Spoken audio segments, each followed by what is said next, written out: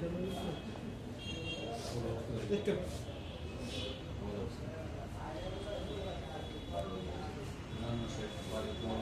সূত্রের খবরের ভিত্তিতে আমাদের একটা জিনিস জানা হয় যে বর্ডারিং এরিয়াতে কিছু গাঁজা পাচারকারীরা ওদিকে কিছু আনাগোনা আছে। এই খবরটাকে ভিত্তি করে পশ্চিম থানার ওসি এবং রামনগর আউটপোস্টের ওসি দেবব্রত বিশ্বাস এবং প্রত্যুষ দাস ওনারা একটি প্ল্যান তৈরি করেন। সেই অনুযায়ী গতকালকে দুপুরবেলা একটি বাইক সহ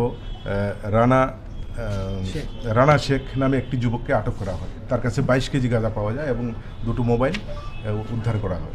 তবে এই রেডে বর্ডারিং বিএসএফ সর্বতভাবে আমাদেরকে সহযোগিতাও করেছে।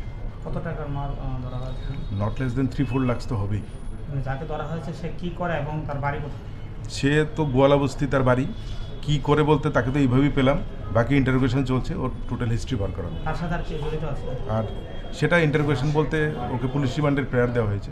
রিমান্ডে আনার পর ওকে ধরা হয়েছে শর্মালুঙ্গা, অ্যাকচুয়ালি লঙ্কামোড়া, যেটা শর্মালুঙ্গা, যে জায়গাটাকে শর্মালুঙ্গা বলা হয়, ওইখানে। আজকে ওকে কোর্টে প্রেরণ করবে।